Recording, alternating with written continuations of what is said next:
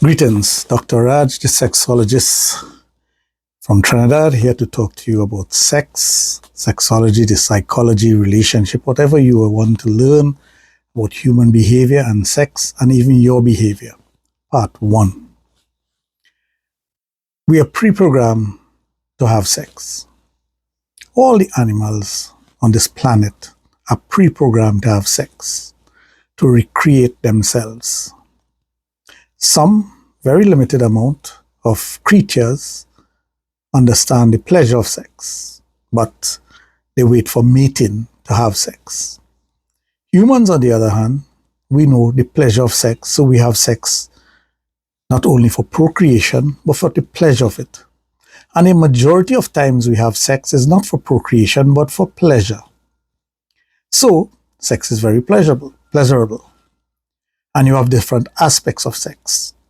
You have what you call flirting, eye contact, being in the same vicinity of the other person, getting that chemical reaction from the person, the chemistry, and feeling good about the person, reacting, having a desire for the person. Some people might say having a lust for the person sexually, whatever it may be. It's part and parcel of our DNA. We are made up that way. And because we are made up that way, we look to get pleasure from the opposite sex or same sex. It doesn't matter if you're heterosexual or homosexual. We talk about sex in a holistic manner. So sex can encompass anyone, any combination or combinations, anything from masturbation all the way up to copulation or a threesome or orgy. It doesn't matter. Sex is sex, correct? But we all know that masturbation is just self-indulgence. It's self-satisfying, it's selfish, and there is no interaction between you and a third party except if the third party is a book that you're reading something from, looking at photographs, looking at something on the internet. It does a photograph or a movie. That's what stimulates you. So when you're talking about that part of it, when you're talking about the human aspect of it, you'll understand that there is a selfish part of it. So you behave in a particular way when it comes to having sex with yourself, stimulating your own mind, body, and soul to get that personal gratification and satisfaction from whatever you're doing, thinking, seeing, manipulating, whatever you're doing to enjoy sex. Some of us want to ejaculate as quickly as possible or have satisfaction as quickly as possible. Some don't. Correct? End of part 1. Part 2. Couples. Couples will indulge in sexual activities, whether it is heterosexual or homosexual, for that satisfaction. Now, of course, homosexual sex is not for procreation. Heterosexual sex is. So, however you choose to have sex, just remember that two persons of the same sex cannot create a third person. That's impossible for now. So, you're looking at having sex for pleasure. When do you want to have sex? Most men look forward to having sex at the drop of a pin. Women are not programmed that way. So you find that when things are sedated, an anniversary is coming up, something is coming up, you look forward to having sex with your partner. And that's one of the excitement of these dates, these particular dates coming up. But the weather also plays a part in having sex. So when the weather is right, for example, lots of rain falling, snow, you're locked in, you're with your partner, you're at home, you would like to have sex with that person, won't you? You would like to indulge in sexual act with that person, even flirtation leading to sex. You might even volunteer to give a massage, hoping that it leads to sex. So there are many things that you are looking forward to that with the hope of having sex. But it's all natural. We are programmed to do that. We want to have sex. Even guys who have sexual dysfunction still wants to have sex. They will tell you that. Women, on the other hand, they would want to be comfortable, they would want to be in an environment that, it's suitable for them in order to have sex. Even the chemistry has to be right for them to have sex. Sex is something wonderful, and it's a very good topic or subject to study, because there's so many aspects of it that is very titillating to the human mind. So as sexologists, we know that there are so many aspects of sex that we have to touch on, that we have to understand, we have to study in order for us to get a better understanding of things that are sexual.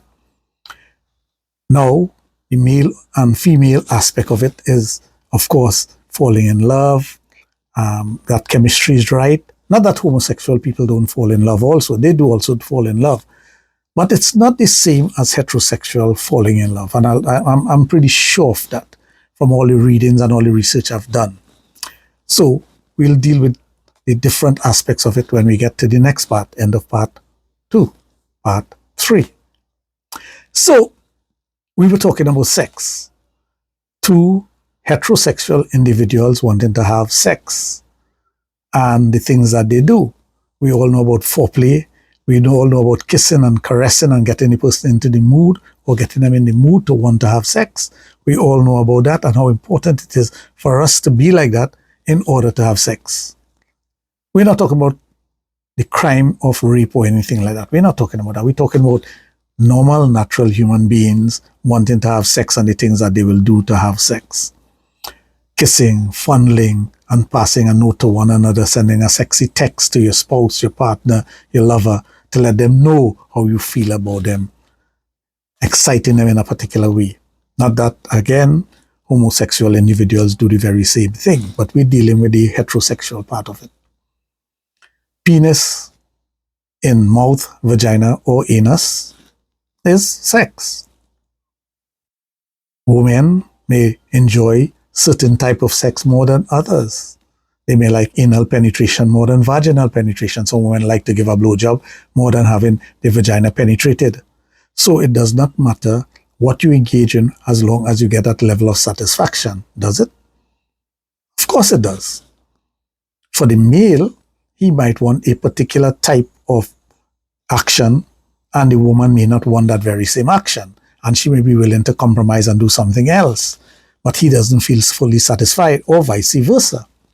So it's important to know what you like and what your partner like and how you go about doing it.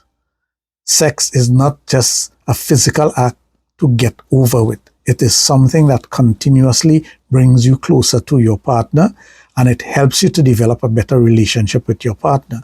So it's something that you need to work on and need to know all the nuances of it, so you are able to do the things that are going to satisfy your partner and thereby satisfy yourself. When the weather changes, you're with your partner, you want to touch, you want to fondle, you want to kiss, you want to do all the naughty things, and naughty things are nice.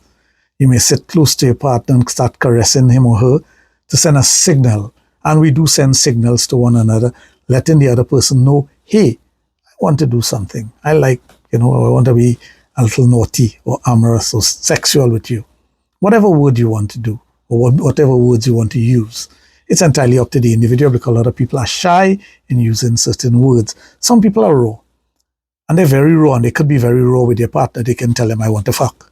Some person can't say that. Some people might use other words. They may use other words for the description of their vagina, their penis, or whatever else. Doesn't matter, as long as you're using word. End of part 3, part 4. So here we are, getting into the act and wanting to do these things. And what is our aim? Our aim is personal gratification and satisfaction. So once you are understanding of that, and you are willing to do the things that you're supposed to do to get that level of satisfaction and gratification from the act that you're doing, fine. Your partner may be fine with that. But you as an individual, do you think about the act that you have done or you're doing, and what is this doing to your psyche or the psyche of the other person?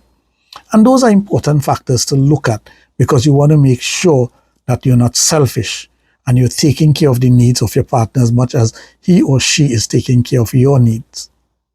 So that's another aspect that we need to look at. But sex is something that we all enjoy, whether we are doing it for a minute, 5 minutes, 10 minutes, an hour, however long you're doing it for. But men have something called a refractory period.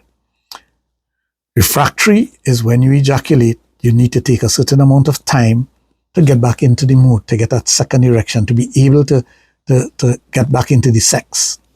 The younger you are, the shorter the refractory period. The older you become, the longer the refractory period. So that's another understanding you must have about your body. Women, on the other hand, sometimes after an orgasm, that's it for them. They switch off. They don't want to have anything to do sexually again until the next time. And the next time might be a couple of days away. Some women are multiple orgasmic, so they can have many episodes and many orgasms within one set of having sex. So it all depends on your partner and how he or she thinks about sex and what it does to their psyche and what it does to them as a person. So, how much do you enjoy sex?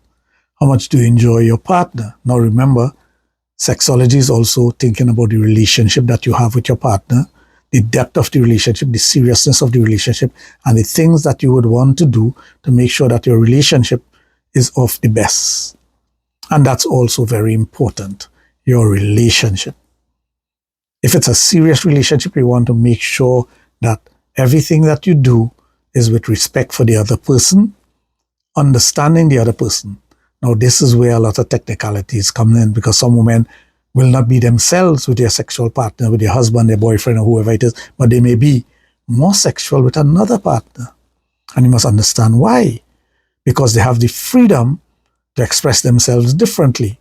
But if you allow your partner to have that freedom with you, you'll get all the benefits of that person's interaction with you, and you will understand how that person thinks and their behavior. End of part 4. Part 5. So, do you have that level of interaction with your partner, communication with your partner, love, appreciation, respect with your partner, for your partner, that he or she can tell you almost anything sexually? Now, what you do in the bedroom should remain in the bedroom. It's not to be shared with others unless you're going to see somebody professionally for sexual issues. But the things that you say, the things that you do, the things that you reveal to one another must stay there. The naughty things that you like, the taboo subjects and the taboo things that you like and you enjoy should stay in the bedroom. Keep that information in your head, keep it locked away, keep it in such a way that you can bring it up whenever you need to help explore different aspects of the person's sexuality. Some men like pegging, some women may like a threesome, some women may like, as I said before, anal sex more than vaginal sex, or oral sex more than anal sex. Some women may like ATM, all different type of things. So whatever it is that you're doing in the bedroom, that's private to you and your partner. Even if you take out some naughty pictures of your spouse, your girlfriend, whoever it is, that is not to be shared with the outside world. Remember this. When you have a girlfriend, she trusts you, you trust her. If she allows you to do a video of her having sex with you or another person, like for example a threesome, that should never make it to the public domain, because at the time you were in love with one another and everything was okay and she trusted you. Why should you betray that trust? Even if you break up or she has told you all kind of nasty things at the breakup and that's it. No. Keep it between you and the party and you and the person, and do not share it with the general public, because that is betraying trust. And when you find somebody betrays trust, other people will look at that and they say, I can't trust him. He did so and so to his girlfriend, so I would not allow him to take a photograph of me, or I wouldn't send him a nude, or some other things. And girls, women, remember, the same applies to you. Once your partner trusts you and tell you certain things about themselves, their likes, their dislikes, things that they enjoy sexually and whatnot, keep it to yourself. That's important. Whatever your partner shares with you in that moment of love and kindness and understanding, keep it to yourself. It's private, it's confidential, and it's something that is not supposed to be shared with anyone else. Don't betray that trust. But by all means, enjoy whatever you are doing at that time with the person. Correct? Sex is great. You must love it and you must do it. Take care.